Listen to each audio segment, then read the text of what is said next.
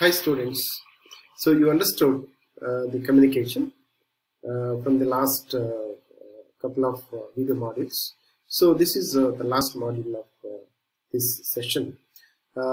In this module, you will understand the communication barriers.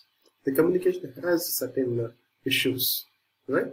Those issues will affect the communication and the purpose of the communication. So in that way, one has to understand what are the barriers, how the barriers are affecting the communications. So with this, so the present module has the aim to learn the barriers of communication. So the barriers of communication actually it affects the purpose of communications, and in the process, when we just look at the communications, so in the process, so there are the major elements, the sender and the receiver. So in between these two, right, you will find the other elements like encoding and channel and decoding. There are three more other components. So in between you will find that there is a space for noise. So the noise is actually giving the space for the barriers. So what actually sender is intended to communicate to the others, to inform others, right? So that may not reach the properly as intended by the sender because of the communication gap.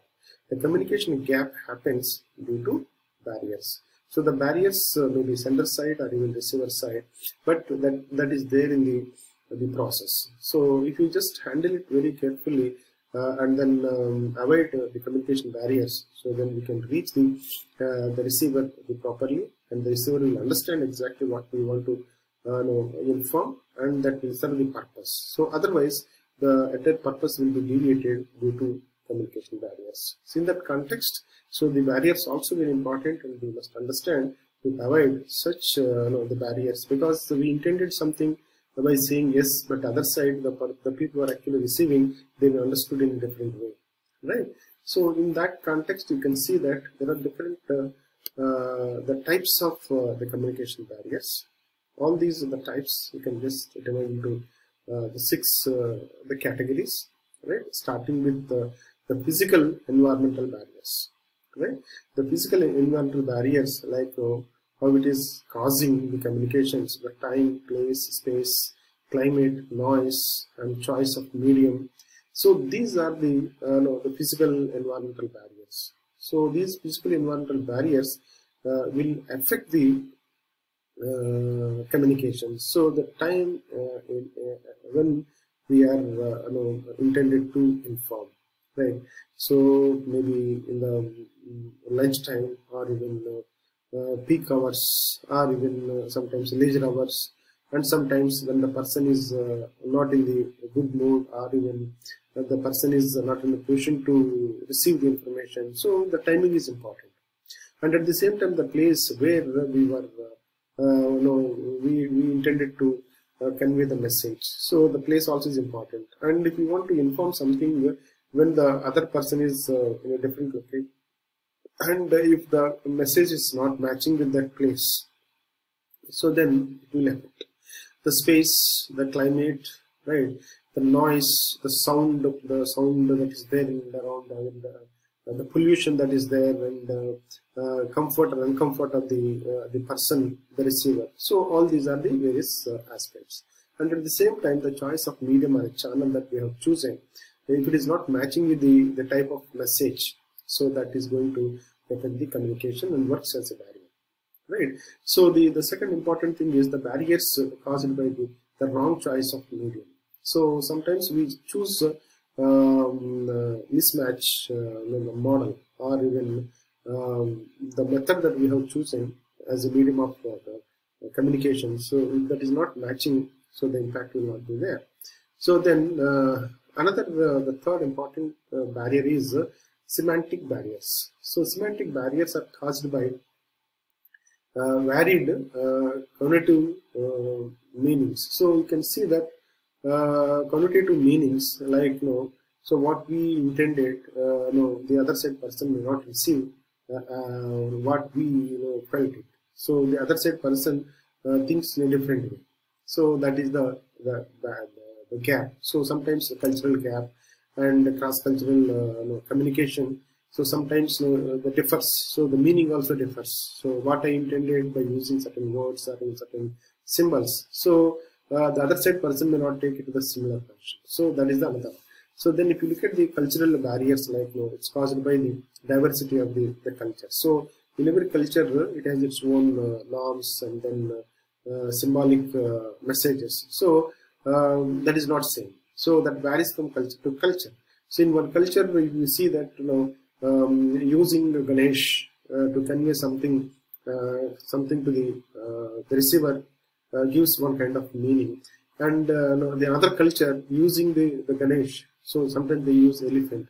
So the purpose of using elephant in other culture may be different. But if you look at the Indian culture, so using elephant, here we see that it is like a Ganesh the symbol. So in that way, we'll see that the impact of this communication in using the symbols, so it varies from culture to culture. So there is a barrier here. So then psychological, attitudinal the barriers, like caused by moods and then attitudes and then relationships. So it depends on the receiver mood, or it depends on the sender mood and attitude, in which emotions you are just conveying the message. So that also creates some kind of the barriers in the communications. So the another important thing that is there in the communication is you can see that the barriers caused by varying perceptions of the reality. So they caused by level of understanding and then comprehension. So the other side persons, the skills, competencies, and then ability to understand, ability to think, and ability to comprehend, right? So understanding ability. So all these are very important aspects in the communication. So the sender is one and the receiver is another one. In between there are different components. So each and every moment there is a space for the barriers, communication barrier.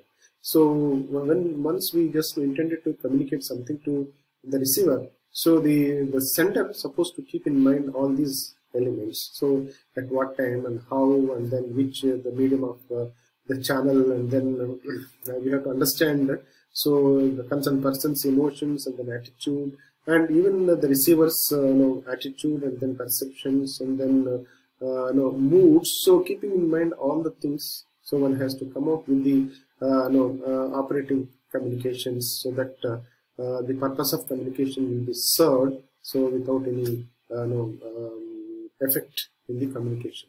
So with this, let me look at the another important element that is there, how to overcome the barriers. So we will overcome the barriers because you can see that taking the receiver more seriously, right? We will just take the receiver very seriously, the crystal clear the message, and delivering the message skillfully, and focusing on the receivers, and using the multiple channels to communicate instead of relying on the one channel, and ensuring the appropriate feedback, and be aware of your own state of mind and emotions and attitude. So these are the certain things that we have to keep in mind to overcome all these barriers when we are communicating something to others, so that we can avoid any kind of noise and then communication gaps in the process. So right. So with this, let me stop here, and thank you very much. And so looking forward to meet you again